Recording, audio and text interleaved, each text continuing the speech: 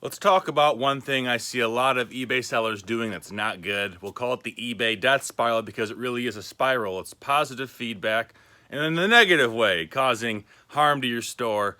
And it's going to cause you to have incorrect assumptions about the overall health of your store. You're going to generalize what you see on an anecdotal level to the entire store's health, and that's not good. It's bad to do. You want to really be more aware of what's causing what problems. So typically, here's how it starts off. Any eBay seller who's selling used items that they're buying from thrift stores, or they're getting pallets, or any way they're really getting inventory, and this is beginners mostly who are not like the most discerning in what they buy, they're going to get a whole slew of inventory. The top 10% is going to be great, the middle 30 is going to be decent, and the bottom 40% or 60% is going to be just garbage. Things that are worth $5 profit, if that. Not worth your time unless you've got a system with employees where you can pay them $1 to make $1. And, for example, not $1 total, but like $1 for the time they touch it based on their hourly wage.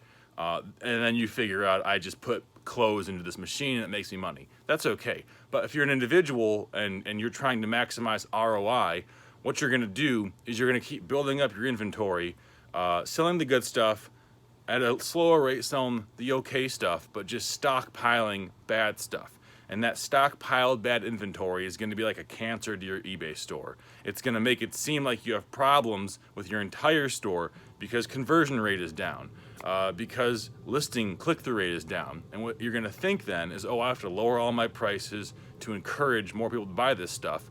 When in reality, what you're doing is wasting time trying to sell garbage that was a mistake buy. You're trying to fix a problem that you made months ago, years ago maybe even, with Band-Aids today. When what you have to do is you have to amputate that gangrene leg, the metaphor of the store at least. You have to get rid of that. I'm doing it every day, just liquidating stuff, bundling, auctioning off, just getting it out of there, because not only does removing the bad stuff allow you more precise perspective on what is working, because that's really like the thesis of this whole idea is get rid of what's not working so you can focus on what is working and optimize what is working and create the best business model for the things that you have the most easy access to or the most knowledge of, or whatever gives you some kind of competitive advantage. No one has an advantage rolling in the dirt trying to race to the bottom with buyers. And I don't mean race to the bottom in the sense of like the way we talk about reprices on Amazon. I mean like you're competing over the absolute worst buyers out there, because the kind of people who are buying $7 t-shirts on eBay are not the kind of people you want to have as customers. You want to be providing people with things they want, not catering to penny pinchers and deal scroungers, because again, those are just bad customers. You don't want to have them. It's kind of a mentality switch, but so many people make this mistake where they begin focusing on the bad inventory as their main priority, as opposed to focusing on how to get more good inventory.